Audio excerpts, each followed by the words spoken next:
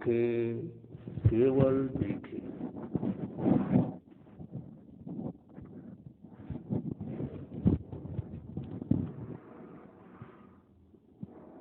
अनुभव करें, मेरी मेमोरी बढ़ रही है, एकाग्रता बढ़ रही है।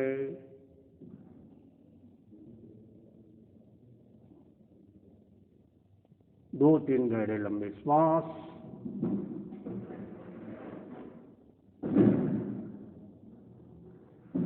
ओम शांति शांति। ध्यान का प्रयोग संपन्न। थोड़ा सा अपनी लाइन देख लें, कुर्सी वाले पीछे, नीचे वाले आगे।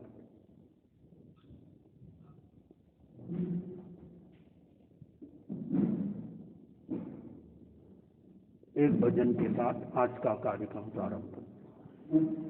सुबह और शाम की प्रभु जी के नाम की फेरो एक माला, फेरो एक माला। सुबह और शाम की प्रभु जी के नाम की फेरो एक माला, हो फेरो एक माला। सकल सार नौकार मंत्र है परमेष्टि की माला, परमेष्टि की माला। सकल सार नौकार मंत्र है परमेष्टि की माला, परमेष्टि की माला। नरकादिक दुर्गति का सचमुच जड़ देती है ताला, हाँ जड़ देती है ताला। कर्मों का जाला मिटे तत्काला, कर्मों का जाला मिटे तत्काला। फेरो एक माला, फेरो एक माला। सुबह और शाम की प्रभु जी के नाम की फेरो एक माला, फेरो एक माला। सुदर्शन गौर सीता जी ने फेरी थी वह माला, हाँ फेरी थी वह माला। सुदर्शन गौर सीता जी ने फेरी थी वह माला, फेरी थी वह माला। सूली का सिंहासन हो गया, शीतल हो गई ज्वाला, शीतल हो गई ज्वाला। सूली का सिंहासन हो गया, शीतल हो गई ज्वाला, शीतल हो गई। शील जिसने पाला, शील जिसने पाला, सच्चा है रखवाला। फेरो एक माला, फेरो एक माला। सुबह और शाम की प्रभु जी के नाम की फेरो एक माला, फेरो एक माला। द्रौपदी का चीर बढ़ाया दुशासन मदगाला, दुशासन मदगाला। द्रौपदी का चीर बढ़ाया दुशासन मदगाला, दुशासन मदगाला। मैना सुंदरी श्री पालिका जीवन बना विशाला, जीवन बना विशाला। मैना सुंदरी श्री पालिका जीवन बना विशाला, जीवन बना विशाला। सुभद्रा ने तोला, सुभद्रा ने तोला, चंपा द्वार खोला। सुभद्रा ने तोला, चंपा द्वार खोला। फेरो एक माला, फेरो एक माला। सुबह और शाम की प्रभु जी के नाम की फेरो एक माला, फेरो। राजकुमारी बाल कुमारी देखो चंदन बाला, हाँ देखो चंदन बाला। राजकुमारी बाल कुमारी देखो चंदन बाला, देखो चंदन बाला। महाभयंकर कष्ट उठाया सिर मुंडाया मूला, सिर मुंडा था मूला। महाभयंकर कष्ट उठाया सिर मुंडा था मूला, सिर मुंडा था मूला। तपस्या का तेला, तपस्या का तेला, सब दुख झेला, सब दुख झेला। फेरो एक माला, फेरो एक माला, सुबह और शाम की, प्रभु जी के नाम की। फेरो एक माला, फेरो एक माला। श्रद्धा से नमन करे हम, तेरा अनुसरण करे हम, पल पल में स्मरण महावीर, महावीर स्वामी। ओंकार बिंदु संयुक्तम, नित्यं ध्यायन्ति योगिनः, कामदं मोक्षदं चैव। ओंकाराय नमो नमः, ओंकाराय नमो नमः। परम आराध्य के पावन चरणों में वंदन। अति विराजित मुनिवृंद, धर्म प्रेमी भाइयों और बहनों, भगवान महावीर स्वामी ने फरमाया, पद्मम नाणम तो दया, अर्थात पहले जानो फिर आचरण करो। जो व्यक्ति जीव को नहीं जानता, अजीव को नहीं जानता, पुण्य पाप आदि 9 तत्वों को नहीं जानता, वो संयम का पालन कैसे करेगा?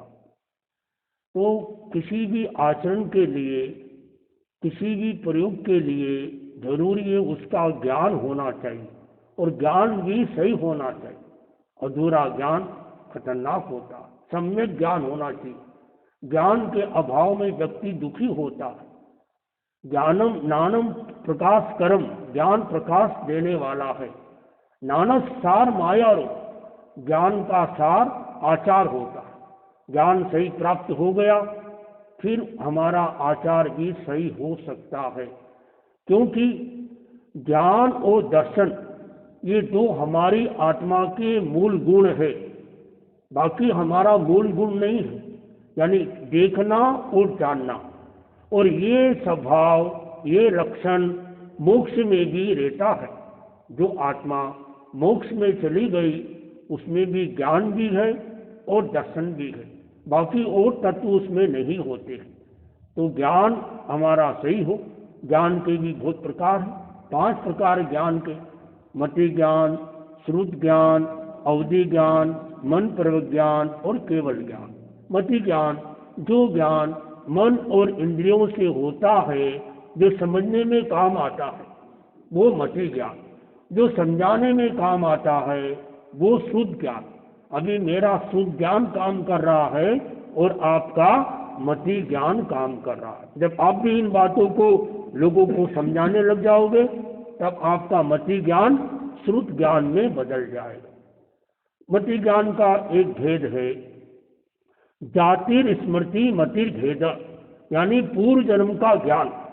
पूर्व जन्म का ज्ञान भी हो सकता है, गुरु कृपा से भी होता है और साधना से भी होता है, और इस 5वें आने में भी हो सकता है, क्योंकि मति ज्ञान का भेद है।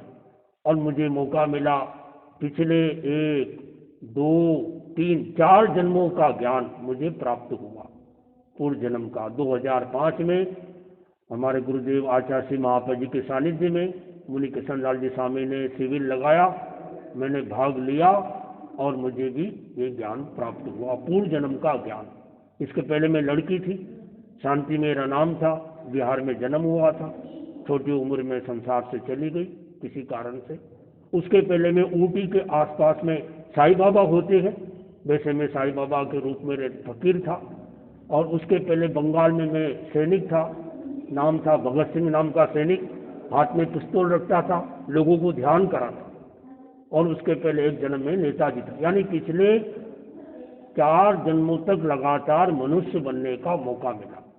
और आगम शास्त्र कहते हैं 9 जन्मों तक लगातार मनुष्य पंचेंद्रिय गति में जा सकता है, बन सकता है।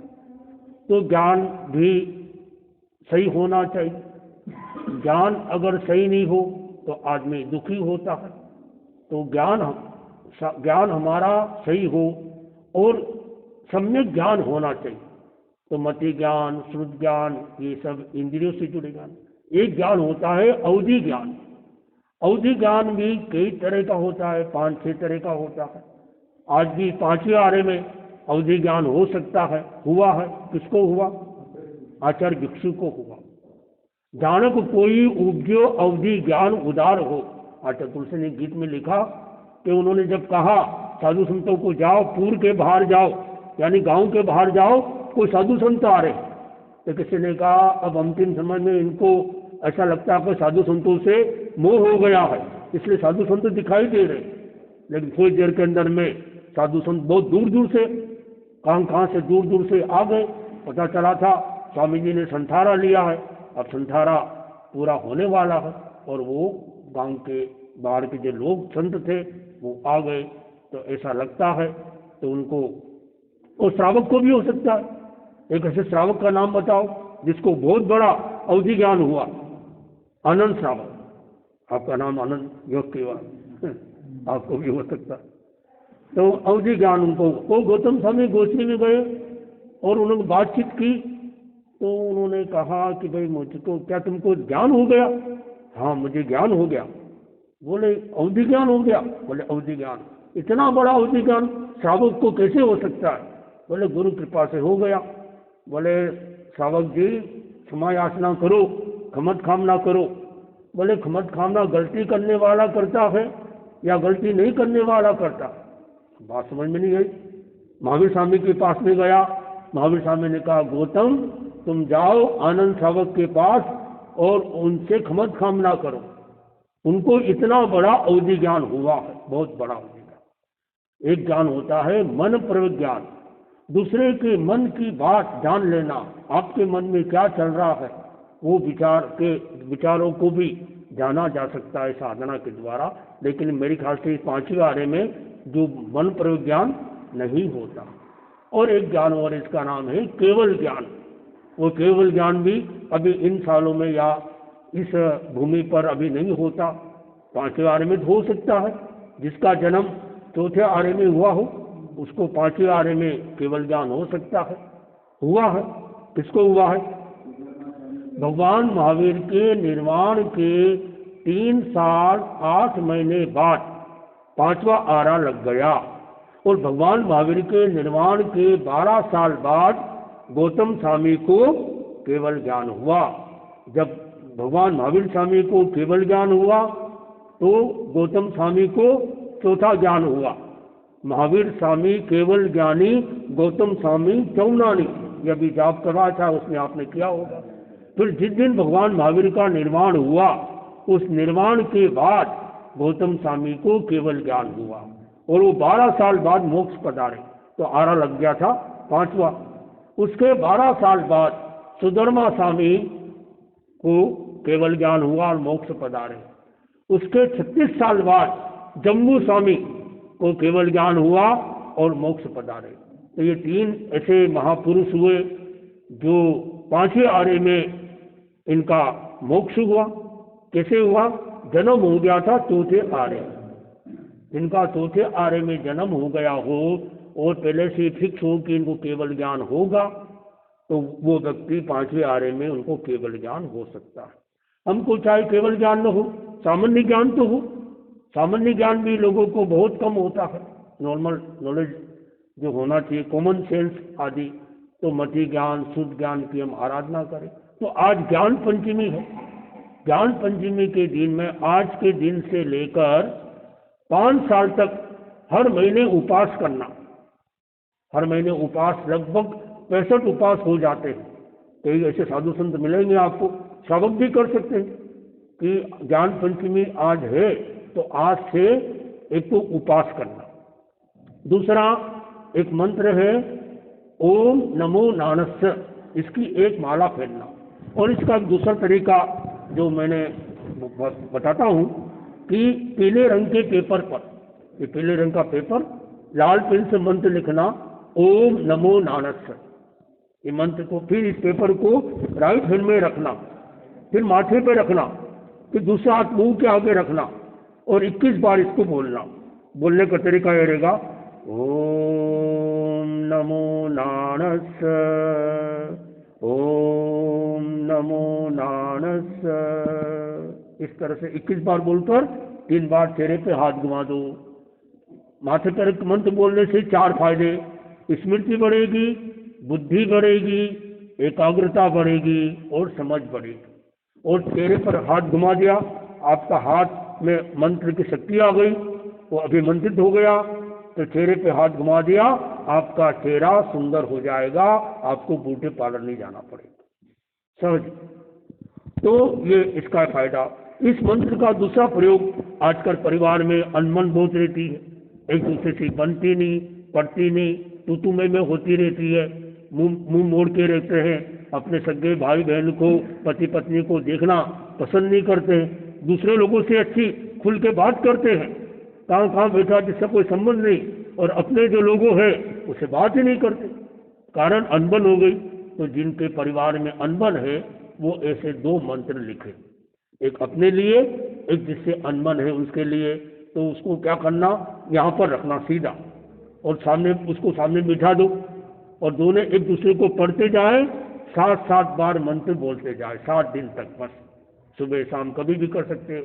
तो इस तरह से करने से अनबन दूर हो जाएगी।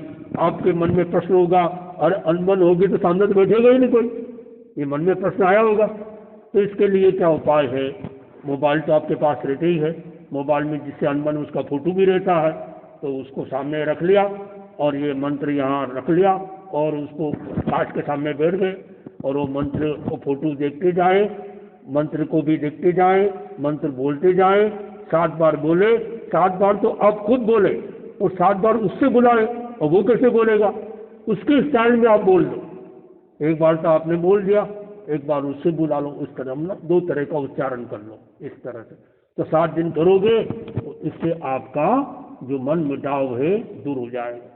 जिन बच्चों की ग्रास्पिंग पावर कमजोर है, जो बच्चा आपका कहना नहीं मानता, कई ऐसे लोग मिलेंगे कहना नहीं मानता, तो क्या करिए, जब बच्चा सो जाए, सोने के बाद उसके कान में बहुत धीरे से, जैसे कान में धीरे से बोलते हैं, ऐसे इस मंत्र को बोलना, ओम नमो नाणस्य, ओम नमो नाणस्य, 7 बार बोल दीजिए। फिर वो मंत्र जिसमें बोला आपने, वो तके के नीचे रख दीजिए धीरे से, या पहले से रख दो बाद में बोल दो, ऐसे करोगे। और फिर बच्चे को आप कैसा बनाना चाहते हो, जैसा बच्चे को बनाना चाहते हो वैसा बच्चा बन सकता है। अब विज्ञान में तो ऐसी शोध कर रहे हैं कि आने वाले समय में देखना 3 साल बाद ज्ञानी और वैज्ञानिक बच्चों का जन्म होगा। जन्म होते ही बच्चा बड़ा इंटेलिजेंट, क्योंकि उसमें थी चेतना। तो हमारे आचार्य महाप्रभु जी लिखते हैं कि अब समय ऐसा आ गया है, आपको जैसा बच्चा चाहिए वैसा बच्चा मिलेगा। उसका क्या तरीका, कि जब आप बच्चा आपके पेट में है, तो जो सा बच्चा बनाना चाहते हो वैसा 1.25 महीने का कोर्स कर लो। कि आपके मन में आया कि मैं बच्चे को डॉक्टर बनाना चाहती हूँ, मैं डॉक्टर हूँ तो मेरा बच्चा भी डॉक्टर बने, क्या ये रहता है, तो 1.25 महीने का कोर्स कर लोगे, ऑटोमेटिकली बच्चा डॉक्टर बन जाएगा। आपको लगे मेरा बच्चा महाराज बने, 1.25 महीने के लिए महाराज के आसपास में रह जाओ। एक महिला के मन में आया, मैं अपने बच्चे को चित्रकार बनाना चाहती हूँ, पेंटर। उसने क्या किया, 1.25 महीने तक जितने भी दुनिया भर के चित्रकार थे उनका अध्ययन किया, और आप मानेंगे नहीं, वो जो बच्चा पैदा हुआ वो आगे जाके एक बहुत बड़ा प्रसिद्ध चित्रकार बन गया। उसका नाम था पिकासो।